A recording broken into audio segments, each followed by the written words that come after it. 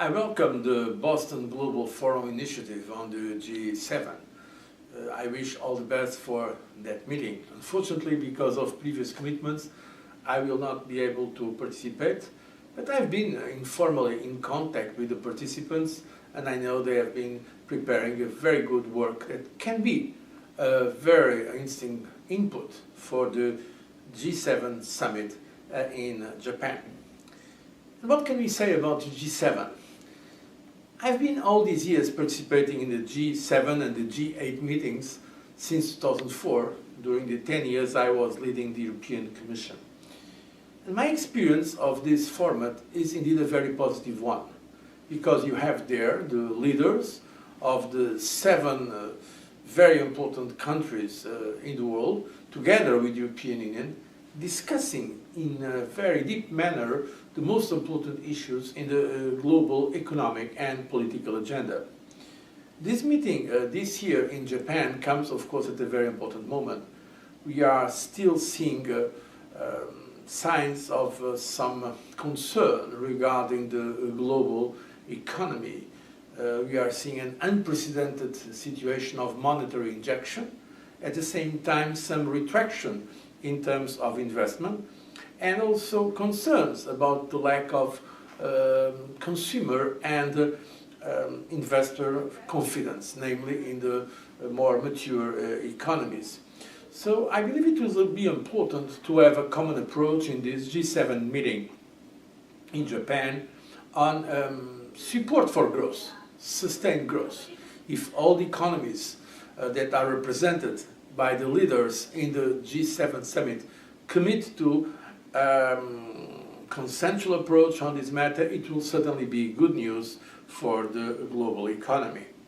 But there are other concerns beyond the economy, and in fact some geopolitical concerns may have some kind of impact in the current economic mood.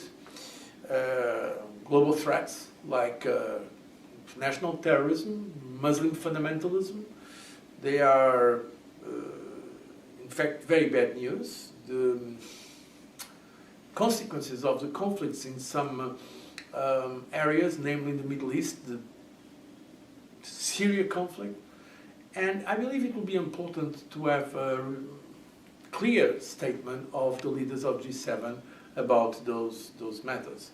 In Europe, besides the Syria crisis, the terrorism threat, the impact in terms of refugees that is putting pressure in some of our countries, there is also the concern about the actions of Russia, namely about their actions concerning Ukraine.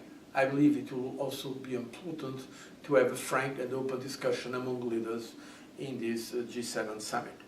And of course there is now a very new kind of challenge and threat. It is the issue of cyber attacks. And so I think it is important that the world is serious tackling that challenge and that threat of cyber security. It's a new kind of threat, and for a new kind of threat we need new instruments.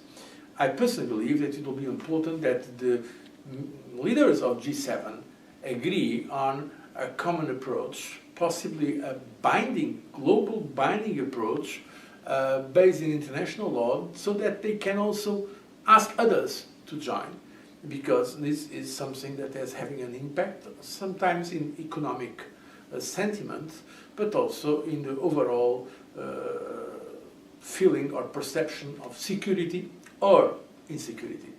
So I really hope that the G7 in Japan makes progress in these and other areas, and from my personal experience participating in so many of these G7 or G8 meetings, I can tell you that's a very adequate forum for having really intimate, sometimes with some level of complicity, meetings where leaders can, during some days, very openly discuss the issues, and of course afterwards agree on some positions. And it is important to talk, because that is the best way to achieve convergent views.